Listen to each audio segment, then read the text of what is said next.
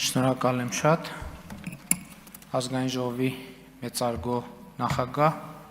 նախագահի հարգելի տեղակալներ, կառավարության հարգելի անդամներ, հարգելի պատգամավորներ, սիրելի ժողովուրդ, քննարկում ենք Հայաստանի Հանրապետության կառավարության գործունեության 2021-26 թվականների ծրագրի կատարման ընթացքի և արդյունքների մասին 2025 թվականի զեկույցը և դա անում ենք ազգային ժողովի հերթական ընտրություններից, այսինքն 2021-26 թվականների ծրագրի ժամկետի սպառումից ընդամենը 1.5 և 2018 թվականի 1.5 ամիս և 2018 թվականի ժողովրդական ոչ բռնի Թավշյա հեղափոխության 8-րդ տարեդարձից 25 օր առաջ։ Միանգամից պիտի արձանագրեմ, որ այսօր մենք ունենք բոլորովին այլ պետություն, քան ունեցել ենք 2018 թվականին։ Այսօր մենք անկախ ենք ավելի, քան երբևէ, ինքնիշխան ենք ավելի, քան երբևէ, պետություն ենք ավելի, քան երբևէ,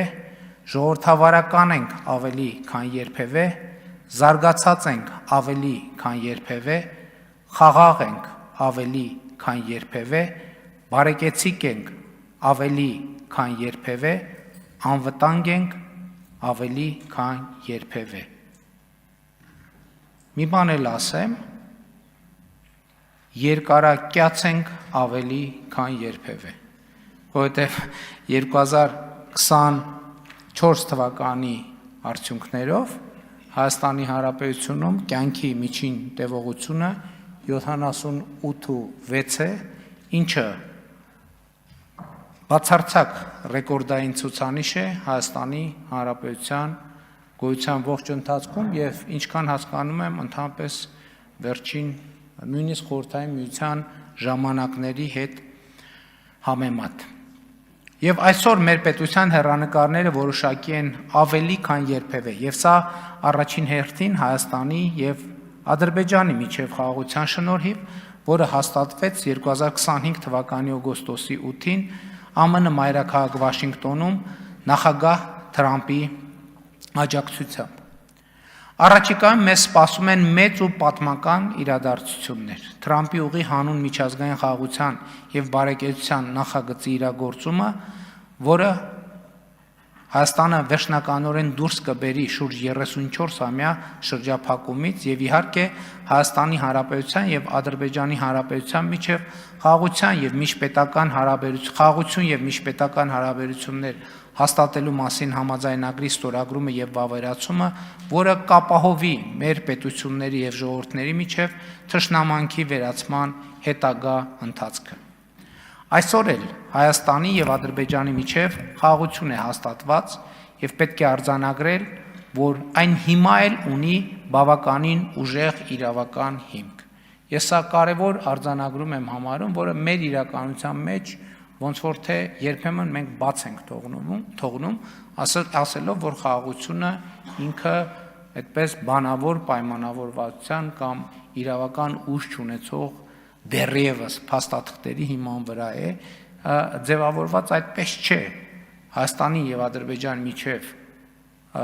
հաստատված խաղաղությունը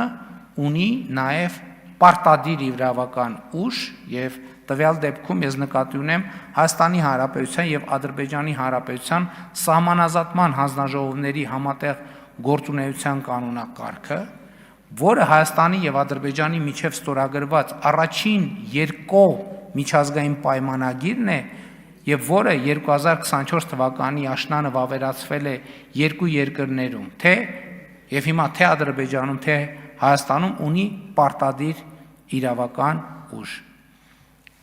Ուզում եմ հիշեցնել, որ այնտեղ, որտեղ որպես պարտադիր իրավական ուժ ունեցող դրույթ արձանագրված է, որ Հայաստանը և Ադրբեջանը համաձայն են երկու երկրների սահմանների սահմանազատման բազային սկզբունք ընդունել Ալմատիի